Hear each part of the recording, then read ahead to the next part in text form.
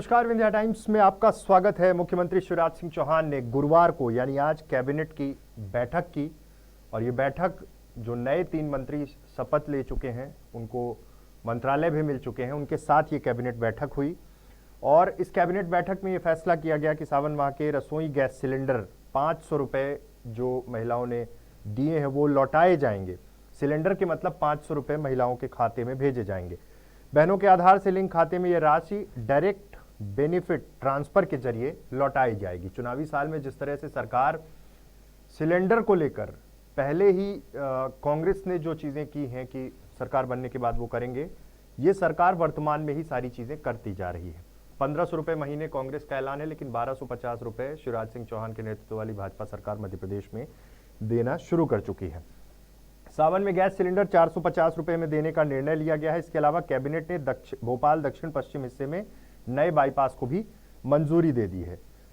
गृह मंत्री डॉक्टर नरोत्तम मिश्रा ने कैबिनेट में जो फैसले हुए उनको लेकर जो बयान दिया है उसमें उज्ज्वला कनेक्शन बैंक खाते में तत्काल राशि डालने का जो निर्णय हुआ है कैबिनेट में उसको बताया और साथ ही साथ कहा कि जो लोग बच जाएंगे, जो महिलाएं बच जाएंगे, उनको फॉर्म भरने के बाद राशि डाली जाएगी। 4 जुलाई 2023 से 31 अगस्त 2023 तक गैस सिलेंडर लेने वालों को इसका फायदा मिलेगा, मतलब 4 जुलाई से लेकर 31 अगस्त तक। वहीं गृह मंत्री ने बताया कि 31 अगस्त 2023 तक के सारे बढ़े हुए बिजली बिल स्थगित किए जाएंगे। चुनावी साल में ये तमाम फैसले हो रहे हैं।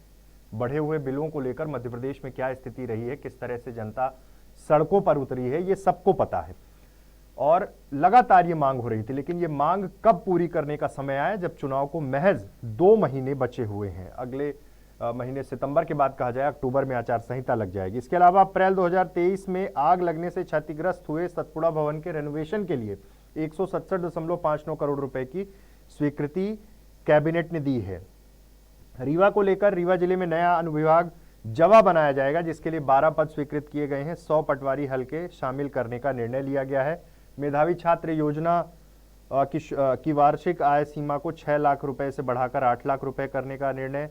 गुर्जर कल्याण के लिए देवनारायण बोर्ड के गठन की मंजूरी। तमाम चीजें की गई हैं। चुनाव के दृष्टिकोण से ये कैबिनेट बैठक और अगली जो 1 से 2 कैबिनेट बैठक या 3 कैबिनेट बैठक जो भी होंगी वो बहुत महत्वपूर्ण इसलिए है क्योंकि इनमें तमाम चीजों का अनाउंसमेंट किया जाएगा। और सबसे बड़ी बात यह है कि चुनाव के ठीक पहले जिन चीजों को सरकार कर रही है, जनता भी उसे स्पष्ट रूप से समझ रही है। विपक्ष उस पर प्रहार कर रहा है।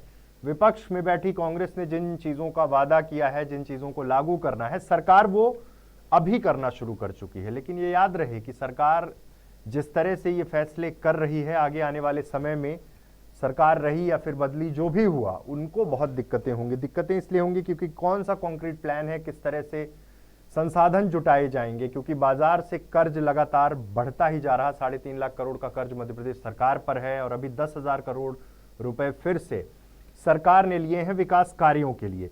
लेकिन इसके साथ में कहां से निवेश आएगा, इसको लेकर क्या प्लान है, और अब इन बातों की चर्चा इसलिए ज्यादा नहीं होगी क्योंकि चुनाव है।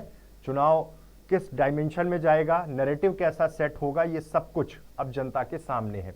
लेकिन लगातार जिस तरह से कर्नाटक में कैंपेन चला 50% कमीशन वाली सरकार, उसी 40% वाली, वही मध्य प्रदेश में भी अब 50% कमीशन वाली सरकार का नैरेटिव कांग्रेस सेट कर रही है।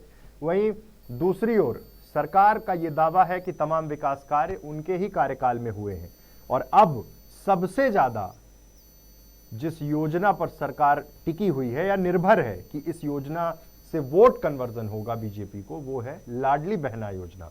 नारी सम्मान के भी फॉर्म कांग्रेस सरकार बनने पर जो राशि देना है, कमलनाथ ने जो कहा है, उसका कितना असर होगा चुनाव में, ये तो आगे आने वाला वक्त बताएगा। लेकिन फिलहाल बड़ी चुनौतियां हैं सरकार के सामने भी, विपक्ष के सामने भी। विपक्ष के सामने सबसे बड़ी चुनौती है अपने आप को साबित करने की।